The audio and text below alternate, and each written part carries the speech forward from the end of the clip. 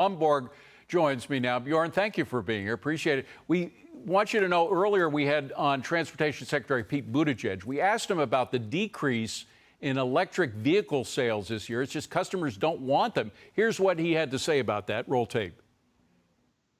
There's going to be year-to-year fluctuations, right? A year ago, they couldn't stock them fast enough.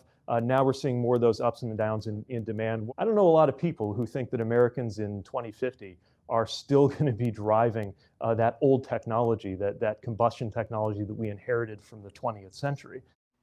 But Bjorn, we have car companies who are losing money hand over foot in their EV divisions. We have consumers who aren't that crazy about buying, particularly as gas prices begin to come down a bit. Why do you think there's been a decrease in sales? Well, fundamentally because consumers don't want them all that much. Look, electric cars are good for some things, but they're not good for a lot of things. If you want to go far, if you want to be able to recharge really fastly, that's what you can do at a gas station. And for the transportation secretary, not knowing a lot of people who think that there'll be a lot of gas cars around in 2050, he should perhaps just look at the Biden administration's own Energy Information Administration that actually predicts that only about 20% of all new cars in 2050 are going to be electric, unless, of course, politicians go in and demand it otherwise. But that's basically saying we're going to demand people not buying the car they would rather have had. And of course, it's all about energy, Bjorn. It's not just about oil, gas, electric. It's about where energy comes from. And if you have an electric car, you got to get a charge, and that electricity comes from something. It's just not pulled out of the air. And a lot of what it comes from is natural gas and oil right now. I mean, God knows there may be a time we have more nuclear energy, or who knows what we'll find in the meantime. Maybe fusion will come to the fore. But right now we need oil and gas to get the energy.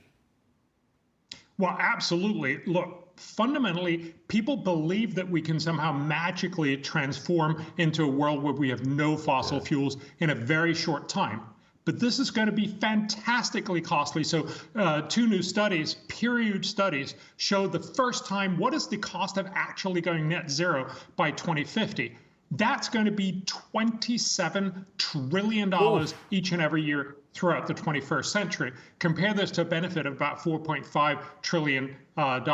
That's a vast loss. It's a loss of about $1,800 trillion over this century. That's just almost unfathomable. And of course, what that means is most people are just not going to vote for those governments who try to do this. Yes, Elon Musk is right. Eventually, we need to transition, but we'll only transition once it's cheap and effective. We need to make much more investment in green energy innovation so that eventually it'll become cheaper, so that everyone, not just rich, well-meaning Americans, but also Chinese, Indians, and Africans will buy this. Well, and the bottom line is, Bjorn, that it's the poorest people who suffer the most when they don't have access to fossil fuels. They're the ones who are trying to climb out of poverty into at least the lower middle class. They can't do it on alternate forms of energy right now.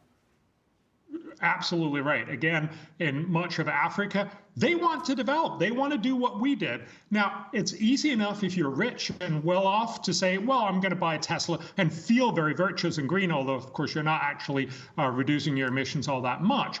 But for most poor people, it's all about affordability. And again, remember, what really drives the world is affordable and reliable energy.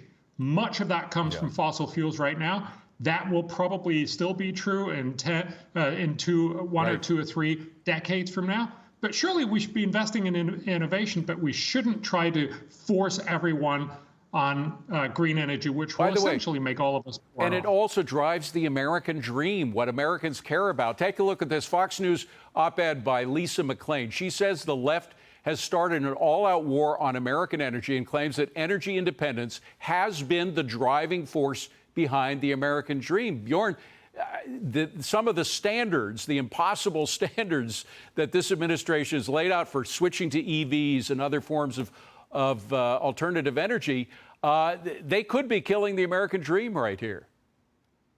Well, they're certainly hurting it. I don't know if you can kill the American dream. That, I think, is better answered by Americans. But fundamentally, this is going to hamper a lot of people's ability to have those opportunities that cheap and available and reliable energy gives you. So again, let's remember the Biden administration's own estimate in 2032 is that about 14% of all cars, new cars sold, will be electric.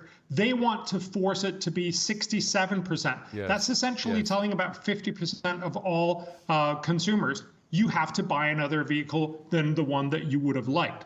That is a severe restriction of your abilities to be happy and do what you want. And the American dream is about choice. And if we don't have choice, then we don't have the American dream. I would put it that simply. Bjorn, good to see you. Thank you very much. Appreciate it.